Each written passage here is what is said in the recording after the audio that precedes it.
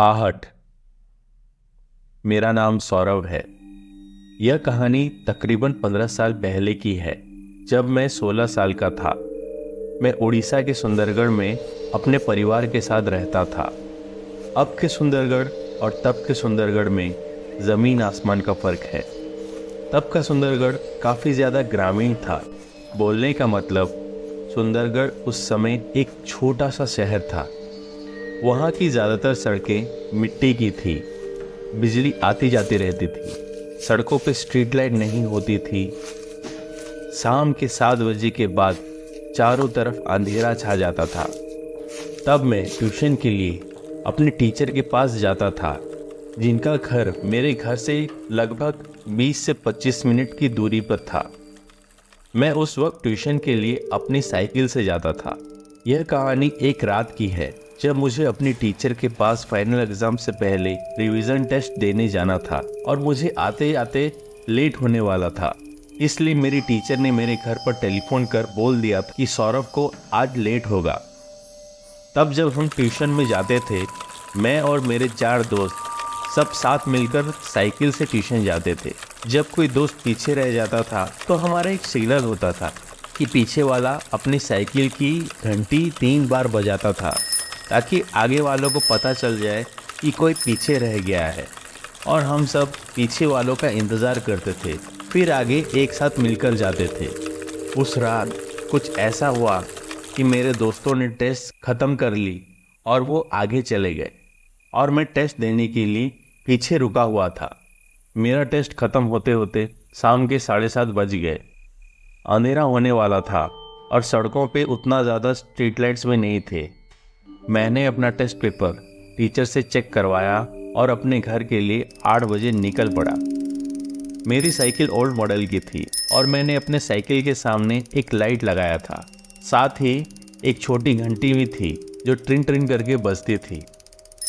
उस शाम जब मैं टीचर के घर से निकला तो मुझे पहले से थोड़ा सा डर लग रहा था। रास्ते पर स्ट्रीट लाइट नहीं थी और रास्ता भी कच्चा था। आसपास भी कोई नहीं रहता था। टीचर की कॉलोनी से दूसरा घर लगभग 10 मिनट बाद आता था और उसके बीच का रास्ता पेड़ों और झाड़ियों से भरा हुआ था। मैं धीरे धीरे अपनी साइकिल से आगे बढ़ने लगा। थोड़ा आगे जाने से मुझे पीछे से एक साइकिल की घंटी सुनाई दी। पहले मुझे लगा कि शायद ये मेरा कोई वहम है, इसलिए मैं थोड़ा धीरे हो गया, पर मैं आगे बढ़ता रहा। आगे चलने के बाद मुझे वापस साइकिल की घंटी सुनाई पड़ी। अब मुझे लगा कि शायद मेरे दोस्त पीछे कहीं मेरे लिए रुके हुए थे और हमारा सिग्नल घंटी बार बार बजा रहे थे। मुझे लगा मेरे दोस्त पीछे से आ रहे हैं और मुझे अच्छा लगने लगा कि मुझे अकेला नहीं चलना पड़ेगा, मेरे पीछे भी लोग हैं। क्योंकि उस रात आधा चांद निकला हुआ था, मुझे आसपास की कुछ कुछ चीज़ें दिखाई दे रही थी। इसलिए मैं आगे एक कुएं के पास रुक गया, क्योंकि मुझे लगा जो लोग पीछे आ रहे हैं वो मेरे साथ मिल जाएं और वहाँ से हम साथ आगे चलें। अभी जब मैं वहाँ रुका था, वो घंटी की आवाज़ धीरे धीरे मेरे पास पहुँचने लगी। मुझे पास कर गई और मेरे आगे निकल गई। मुझे पता नहीं चल रहा था कि मेरे साथ क्या हुआ, क्योंकि मुझे कोई भी नहीं दिख रहा था। मुझे सिर्फ घंटी की आवाज़ सुनाई दे रही थी। यह सब होने के बाद मैं वहीं पर भौचक्का हो खड़ा था। मुझे पता ही नहीं चल रहा था कि मेरे साथ ये क्या हुआ। मैं बहुत ही ज़्यादा डर गया था।